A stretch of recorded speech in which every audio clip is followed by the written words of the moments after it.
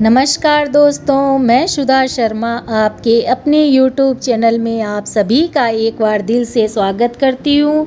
तो दोस्तों, आज हम बात करेंगे शहद की।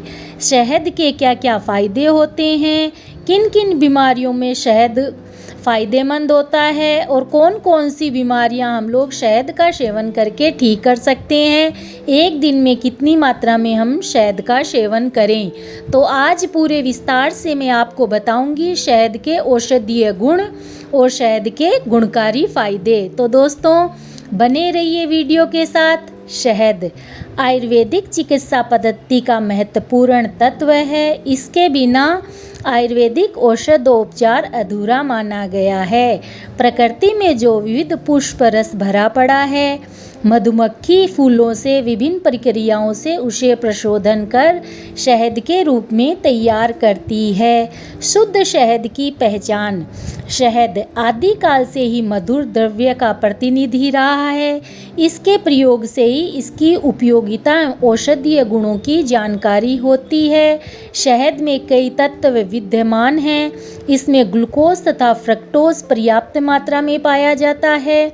शुद्ध शहद पानी में अपने आप नहीं घुलता है, जबकि चीनी थोड़ी देर में अपने आप पानी में घुल जाती है। यह शहद की सामान्य पहचान है दोस्तों। जो शहद जितना गाढ़ा होगा, उसमें नमी की जितनी कमी होगी, शुद्धता की दृष्टि से वह उत्तम और अच्छा शहद माना जाता है दोस्तों। शहद ठंड में जम जाता है और गर्मी में अपने आप ही पिघलने लगता है। शहद की ऋतु विशेष एवं वनस्पति या पुष्प विशेष रूप से ही इसकी पहचान की जाती है। हिमालय का कार्तिक मधु औषधीय गुणों से भरपूर होता है। इस ऋतु का शहद जमने पर सफ़ेद तथा दानेदार तथा सुगंधित होता है। इसको खाने से गले में हल्की सी काली मिर्च जैसा स्वाद लगता है। यह कम मात्रा में मिलता है। फागुन और चैत्र मास में तैयार होने वाला सरसों के फूलों का शहद भी इसी के समान होता है दोस्तों। वैशाख और ज्येष्ठ मास का शहद लाल रंग का होता है, जो कम जमता है। यह सुगंधित होता है। आषाढ़ महीने का शहद भी ज़्यादातर लाल रंग का होता है। कहीं कहीं स्वाद में यह कड़वा होता है। इस शहद का अधिक प्रयोग करने से यह शरीर में गर्मी पैदा करने लगता है। कई बार इसका अधिक प्रयोग करने से हमें पेचिश भी लगने लग जाती है, यानी दस्त लगने लग जाते हैं दोस्तों। शहद के औषधीय गुण। शहद की अपनी तासीर गर्म होती है। खासकर जिस समय शहद छत्ते से निकालते हैं, उस समय इसका प्रभाव गर्म होता है दोस्तों।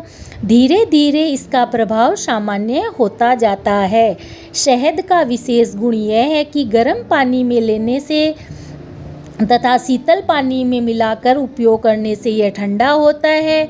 गर्म पानी में लेने से यह गर्म होता है दोस्तों। प्रातः और सायं गर्म पानी में शहद को मिलाकर पीने से शरीर में जो चर्बी जम जाती है वो कम होने लगती है धीरे धीरे।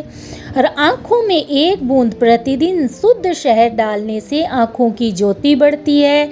आँखों का इन्फेक्शन दूर होता है। अगर नज़र कमज़ोर हो जाती है, आँखें हमारी वीक हो जाती है, वो भी इससे ठीक होने लगती है तथा आँखों की रोग प्रतिरोधक क्षमता बढ़ने लगती है दोस्तों। गर्मियों में शहद की शिकंजी और इसमें एक बड़े गिलास में 2 चम्मच शहद और आधा नींबू का रस मिलाकर पीने से शरीर में तत्काल ही ऊर्जा मिलने लगती है। हमारे शरीर में एनर्जी आने लगती है और इससे पेशाब भी खुलकर आता है दोस्तों। यूरिन इन्फेक्शन में भी यह बहुत ही लाभप्रद होता है। अगर किसी को भी अगर पेशाब में जलन है, पेशाब रुक रुक के आता है, उनको यह शहद की शिकंजी का ज़रूरी उपयोग करना चाहिए दोस्तों। इससे पेशाब में जो समस्याएं होती है वो धीरे धीरे ठीक हो जाती है। अदरक या तुलसी के रस को चम्मच में गर्म करके उसमें शहद मिलाकर लेने से उससे सर्दी खांसी जुखाम ठीक हो जाती है। सर्दी खांसी में यह प्रयोग रामबाण साबित होता है दोस्तों। केवल शहद खाने से ही इसका फ़ायदा होता है दोस्तों। शहद मुंह में रखते ही तत्काल घुलकर शरीर में ऊर्जा प्रदान करता है दोस्तों। जितना जल्दी शहद पचता है उतना अन्य कोई पदार्थ नहीं पचता है दोस्तों। अनुपात के रूप में शहद का सेवन करने से औषधीय शक्ति बढ़ जाती है दोस्तों। शहद कटे फोड़े फुंसियों में एंटीसेप्टिक का काम करता है दोस्तों और रोग निरोधक का भी काम करता है दोस्तों। चेचक के दाग पर शहद और नींबू का रस लगाने से दाग हल्के हो जाते हैं दोस्तों। और कोई भी चेहरे पर कील फोड़े फुंसियाँ होती है मुहासे होते हैं उसमें भी यह प्रयोग शहद लगाना बहुत ही लाभप्रद रहता है दोस्तों, जिससे धीरे धीरे इससे हमारे चेहरे की कांति लौट आती है दोस्तों। नवजात शिशु को जन्म के तत्काल ही शहद चटाने से बच्चा निरोग होता है, तंदुरुस्त होता है। केवल शहद ही नित्य सेवन करने से शहद का प्रतिदिन सेवन करने से दिल और दिमाग को शक्ति मिलती है।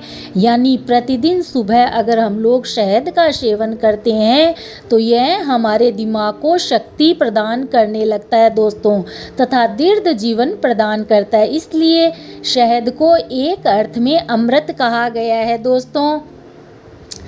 ज़्यादा पुराना शहद अपना स्वाद एवं गुण खो देता है, इसलिए ताज़े शहद का ही उपयोग करना चाहिए, प्रयोग करना चाहिए। शहद का सेवन विशेषकर बच्चों और बूढ़ों को अधिक कराना चाहिए। शुगर के पेशेंट को शहद का कम मात्रा में सेवन करना चाहिए क्योंकि इसमें ग्लूकोज प्रचुर मात्रा में रहता है दोस्तों। शहद से कई प्रकार के चेहरे पे लगाने वाले फेस पैक बनते हैं दोस्तों। हल्दी और शहद को अगर हम लोग चेहरे पे लगाते हैं तो हमारे चेहरे में निखार आता है दोस्तों, तो बहुत ही फ़ायदेमंद होता है दोस्तों शहद। तो मेरे द्वारा दी गई हुई जानकारी अगर आप लोगों को अच्छी लगे तो प्लीज़ मेरे चैनल को लाइक करिए, शेयर करिए, सब्सक्राइब करिए, बेल आइकन को ज़रूर प्रेस करिए ताकि आने वाली नोटिफिकेशन सबसे पहले आप तक पहुंचे। तो फिर मिलते हैं दोस्तों एक नई वीडियो के साथ, अच्छी जानकारी के साथ। तब तक के लिए नमस्कार।